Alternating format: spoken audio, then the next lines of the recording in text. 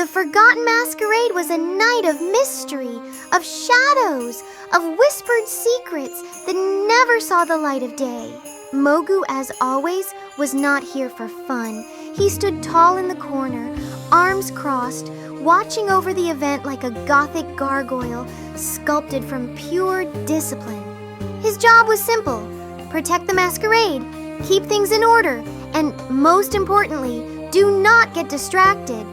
That last part had never been a problem until she walked in. The doors creaked open, and Elenn stepped through in all her red-haired, lace-draped, effortlessly haunting glory. The candles flickered, the music stuttered, a few ghosts audibly sighed in admiration. Mogu felt nothing, absolutely nothing, 0 emotions, except maybe a slight internal battle to not look directly at her. "Ah, Mogu," she purred, walking up to him. "Still standing here like a glorified statue?" He grunted. "I am on duty," Elenn smirked, tilting her head. "You always are. Maybe one day you'll learn how to have fun." Mogu barely blinked. He did not notice the way the candlelight reflected off her crimson curls. He absolutely did not care about the way her corset hugged her waist. This was not an issue. He had seen far worse things than a woman in a fancy dress. Absolutely no problem at all. As fate would have it, right as Mogu was focusing intensely on not focusing on Elenn, something in the air shifted. A rift tore open above the ballroom, swirling like a black hole of pure nightmare fuel.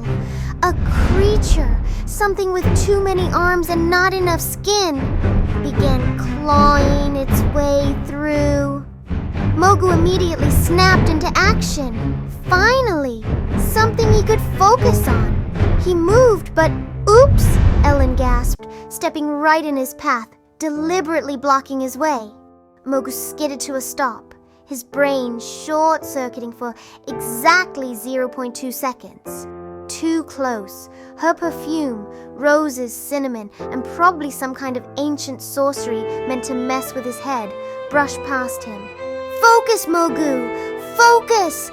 There is a nightmare monster and you are a soldier!" He stepped around her, totally ignoring her smug grin, and launched himself at the creature. Punch, kick, dodge, precision! Mogu fought like a machine forged from iron will. Every strike was calculated, every move efficient. The monster shrieked. Mogu didn't flinch. He was unbreakable, until Elenn casually twirled nearby, tossing a silver needle through the air that sealed half the rift. "You're welcome," she called, voice smooth as silk. Mogu absolutely did not feel anything about how graceful that move was. Nothing after a final well-placed strike, because let's be honest, Mogu does not fail. The rift collapsed into itself with a whispery hiss.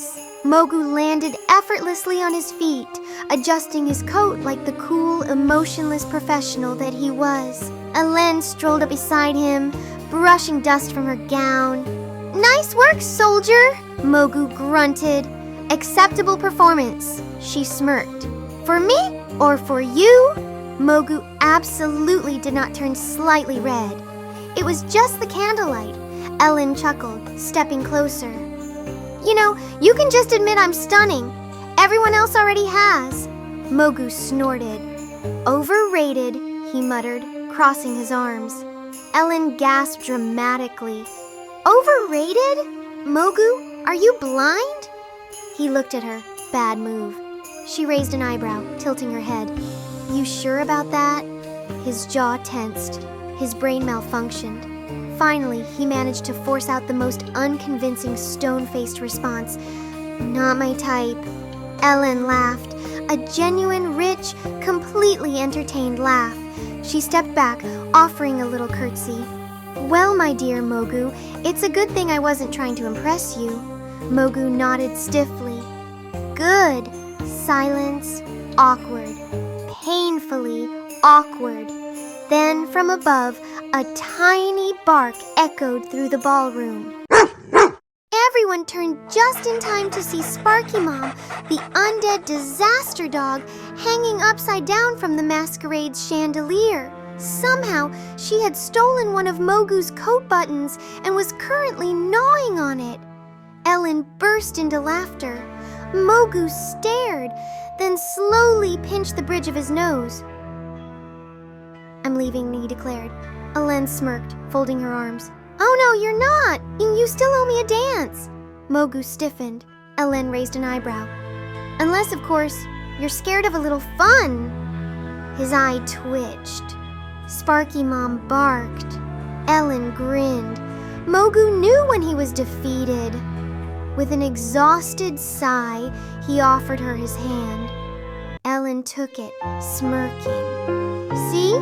That wasn't so hard." Mogu wasn't convinced. Mogu remained a warrior, a sentinel, a man of absolute control. But for exactly one night, he let himself get pulled into Ellen's world. And though he would never admit it, maybe, just maybe,